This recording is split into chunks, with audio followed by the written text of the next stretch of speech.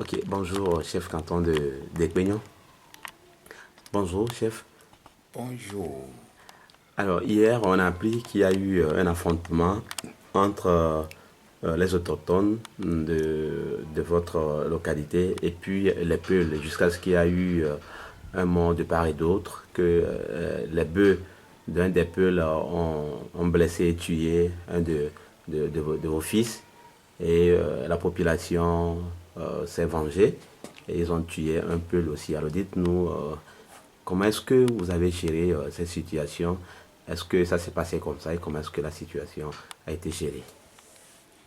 Bien sûr, je vous remercie beaucoup de votre déplacement vers le chef canton qui est reconnu et c'est moi qui dois donner tout à fait les renseignements nécessaires. Ensuite, les populations aussi. Vraiment, hier là, c'est grâce à notre Créateur. Hier le matin, on s'est assis avec mes notables.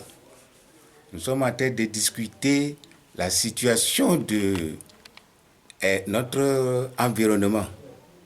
Aussitôt, on criait vers la route et j'attendais.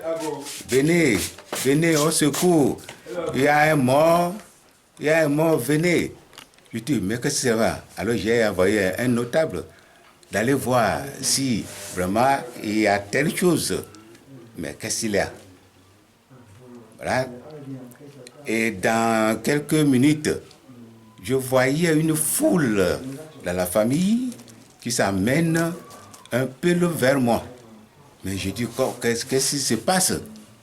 On dit qu'un peu a tué un enfant du village. Mais pourquoi? Qu'est-ce qui se passe? Et ils ont amené des coups de bâton et je les ai dit d'arrêter.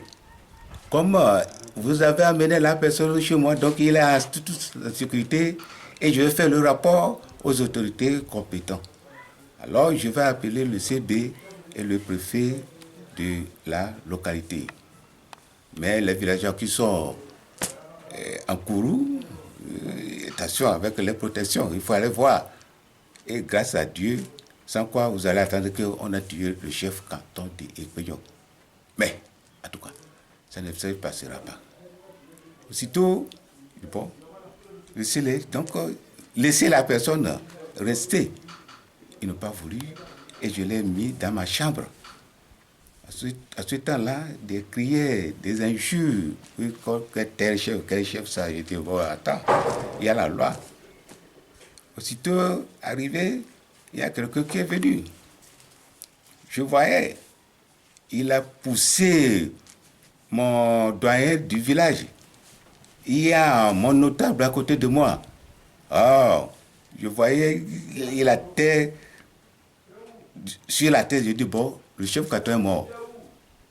Maintenant, les sueurs sortent, les yeux sont rouges à moi. Je dis, non, mais ça ne passera pas. Et la personne est rentrée, braqué le couteau sur moi. Le Fulani là. Où le Fulani là, non. Le Fulani là, il est en sécurité. Laissez, je fais le rapport aux autorités compétentes. Donc, il dit non, qu'on a tué l'un de son fils. Mais quoi, bon, il s'est levé, il a vu le Fulani sur la chambre là-bas et il a poussé la porte, brisé la porte, rentrer, faire sortir le Fulani là. Il dit, faut pas le tuer, faut pas le tuer, faut pas que, mais non. Mais quel chef ça ne peut qu'ils ont tué leur de ces enfants, pourquoi on va les tuer aussi? Ils sont sortis. Mais il ne faut pas faire ça ici, hein. Ils ont amené sur la route, à ce moment que j'attendais, que la sécurité est venue. Ils sont venus, je pense ça va. Il y a telle chose, événement qui se passe. Au secours. Maintenant, le CB et son ingénieur sont partis dans le village, dans leur route là-bas, pour calmer les affaires. Attention, je voyais encore la sécurité courait, me dit que chef, il faut calmer les gens. Mais moi, je ne peux pas calmer, donc on peut rentrer. Ils ont rentré chez moi. Ils sont venus, les professeurs sont venus encore aller fait sortir le CB et son nageur, il faut voir le coup de bâton, le coup de chose là. Il dit, non, c'est le bâton, d'accord, ça va. Comme ils ont fait tomber leur affaire, ils peuvent venger, mais ne vengez pas de là. Mais ils se sont écoutés. Après cela, ils ont fait les autorités compétentes des médias, ils sont venus et on a fait calmer la situation. On a fait calmer la situation, mais ce n'est pas encore fini. Nous sommes là, comme on n'a pas encore enterré la personne, toujours on est dans les doutes. Et nous demandons tous nos créateurs de bénir ce qui est passé et de rendre la joie, la fraternité, l'union dans le village.